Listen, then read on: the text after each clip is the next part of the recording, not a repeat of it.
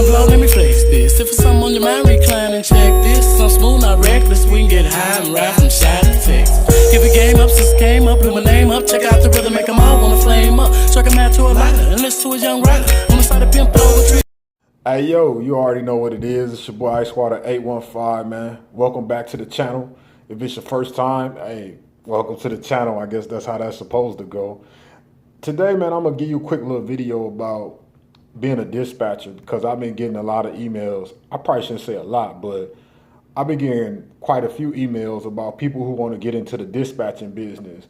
So I figure I'll drop this video. Hopefully it'll help them out and help some other people who interested in getting into dispatching for trucks. Now, when people hit me up and ask me about getting into dispatching, I kind of laugh because honestly, the best answer I could give you about getting into dispatching, like how to be a good dispatcher, the best answer I got for that is go ride in the truck with somebody for 2 weeks who doing OTR. It's only gonna take 2 weeks. That's it. Preferably a reefer driver. And I only say a reefer driver. I ain't trying to say they work the hardest or anything like that. Don't twist my words up, but I think they deal with the most, let me say bureaucracy in trucking, if I can use that term. You know what I'm saying? So with that being said, that's my best advice to you. If you want to become a dispatcher, go ride with somebody in an OTR truck. Now, I ain't talking about nobody local where you going home every night. Nah. Ride with somebody for 2 weeks.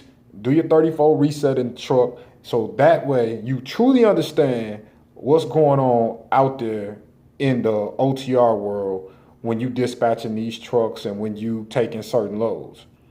Now, aside from being cynical or whatever you want to call with that answer, which I do think is a good answer, I definitely want to touch upon a couple things that I think will set one dispatcher apart from another. But keep in mind though, you know what I'm saying?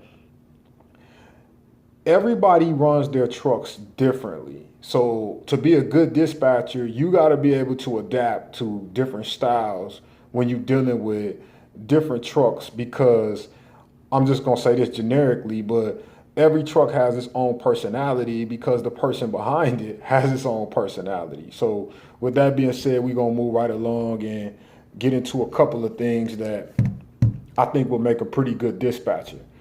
I'm going to have to say, like,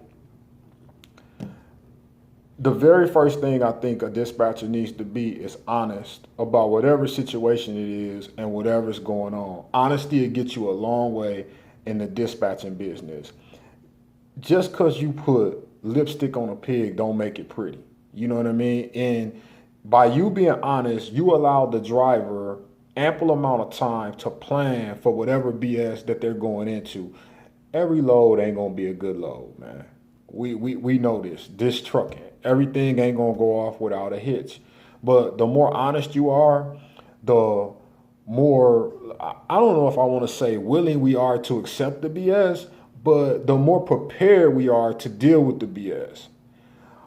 Another thing that I think would set apart a dispatcher is knowing how to not only respect the driver, but respect the driver's equipment, because that's important. You know what I'm saying? Like, if you want to max the driver out on every load because you say that's where the money is, that's not going to work for that driver, because trucking is a long-term thing. It's not a short-term thing. You know, it's not a sprint, it's a marathon.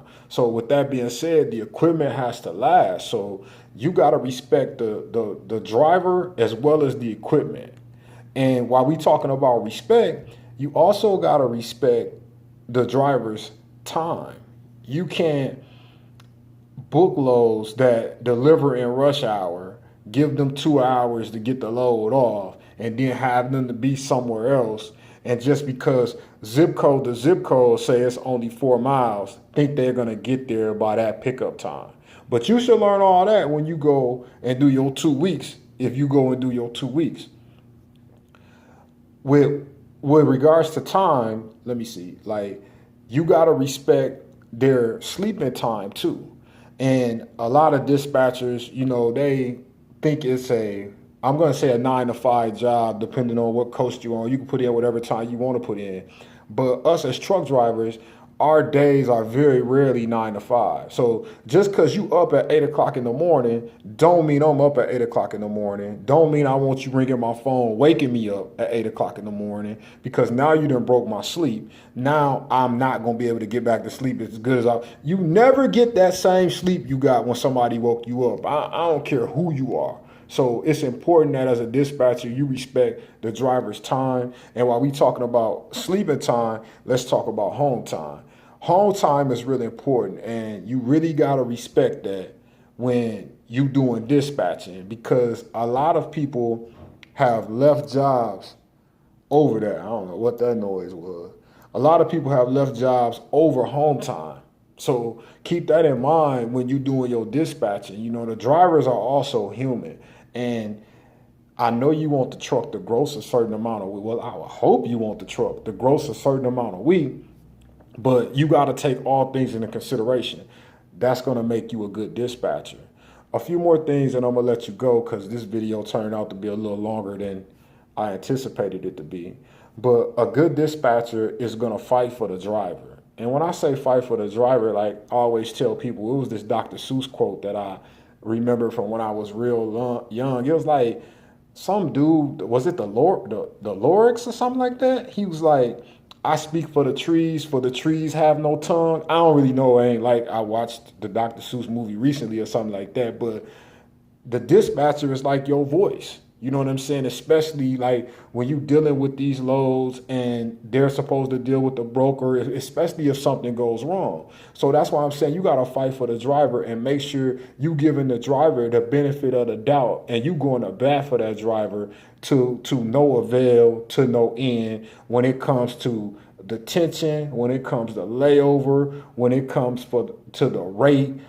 All those things will make you a good dispatcher. And I can't stress enough how far being honest and having open communication will get you as far as being a dispatcher. So, you know, respect, honesty, good communication, and defending the driver. Those are the things that I think will set you apart from the average dispatcher, man.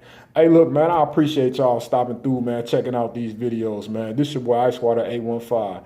Hey, it don't matter what type of truck you drive, as long as you deliver a load. But you ain't gonna make no money in trucking if you can't keep that left door closed. Hey, I'll see you next video, YouTube. Y'all be safe.